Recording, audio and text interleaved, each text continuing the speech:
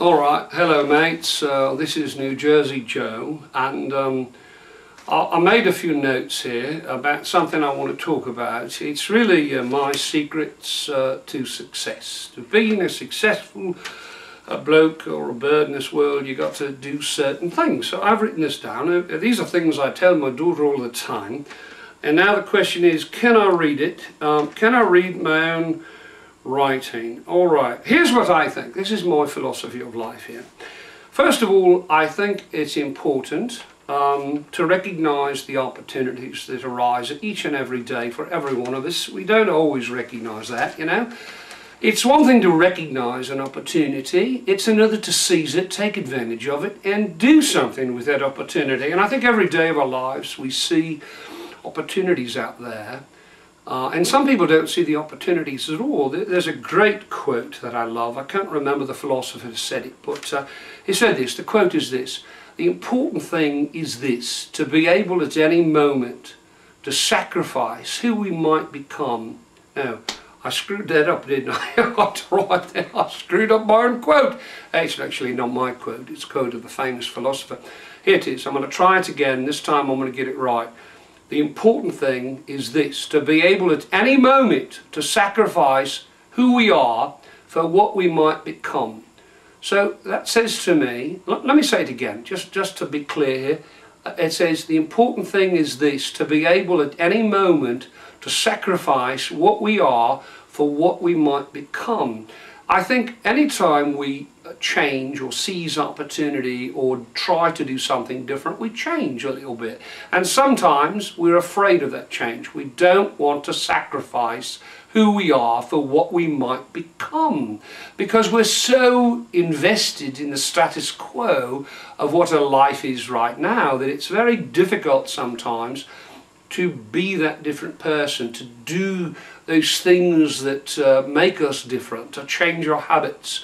And there are lots of times, I think, when we don't even recognize the opportunities, but in those few instances where we recognize the opportunity in life to do something different or to take advantage of a moment, to seize that moment and to recognize it and then to do something about it is challenging for a lot of people. So I'm saying to you, I think one of the keys to success is to be able to not only recognize when those moments come along. Could be in a relationship, it could be a person you meet, could be a job opportunity, could be a different way of looking at something or seeing life in a different way, but to be able to not only recognize the opportunity, but to do something about it, to take the opportunity, to seize it, and to not be afraid of change, to be able to do what it is that you want to do deep down in your heart without being afraid that somehow it's going to corrupt you or you're going to miss the same old person that you've been all these years. You know what? Deep down inside, you're always going to be the same person. Deep down in your soul, you're the same person, so don't worry about it. Just let yourself be open to all of the possibilities. All right, here's the other thing that I want to talk to. I'm not even sure that I can read all of this, but you know, my daughter asked me one time. She said, "Dad, so what do you think life is all about? What are we here for? What are we supposed to be doing?" And I said, well, my first answer was, well, what do you think? What do you think we're here for? And she gave me a pretty good, straightforward answer, I think. But, you know, my answer to it is, you know what? Life is a collection of moments. You know, this is a moment that we're having right now. You know, you're listening to me. Hopefully, you know, you haven't heard this before, but maybe you have. I don't know. It's a different moment for me too.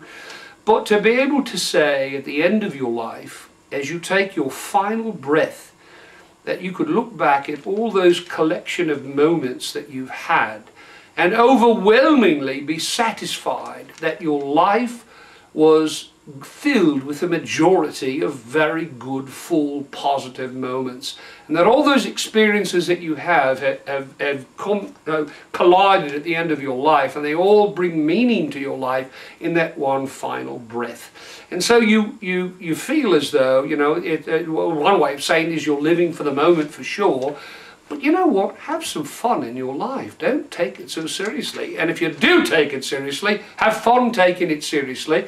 And then at the end of your life, when you take that final breath, if you can look back and say, my God, that was a wonderful life I had. You know, I asked somebody the other day, I said, you know, if you knew that you had 3 days to live, or 4 or 5 days to live, would you be okay with that? You know, would you be fighting to stay alive? Or would you say, you know what, I had a good life. This is a great life. Yeah, there's a lot more I could do. I could do a lot more things with the rest of my life, 20, 30, 40 years. It'd be great, you know. But I said, if you can say to yourself that, you know, if I went tomorrow, if God struck me down tomorrow, I would say I've had a full life.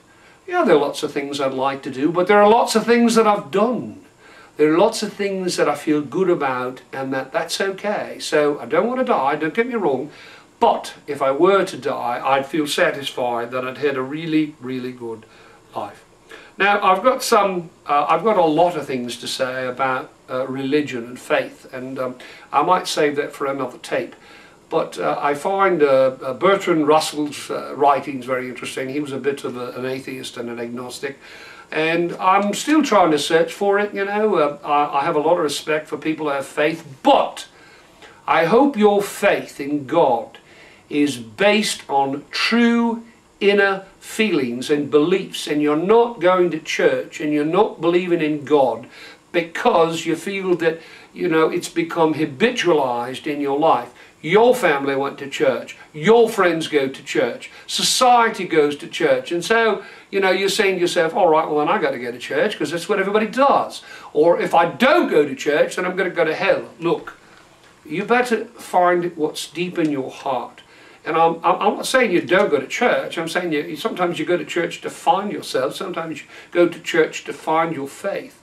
But don't go to church on remote control. Don't believe in God just because someone said you have to believe in God or everybody else believes in God. You need to find a faith that works for you. You know, I have my own faith about things and I have my own beliefs. I'm a little bit upset with organized religion. I think it's really screwed up in a lot of ways. It's unfortunate. There's a lot of hypocrisy in the church, a lot of things that don't work really well. So I'm a little bit more of this of the mind that religion is what you are inside and what you believe. And I'm just saying, make sure that your inner beliefs are in sync with your outer beliefs. So if you are going to church and expressing all this faith in God and Jesus Christ or Muhammad or whatever, or Confucius for that matter, look, just make sure that you truly believe. I have a lot of respect for people that have true faith. True faith is an incredible thing, and if you have it, God bless you, and I hope you move forward in the right way.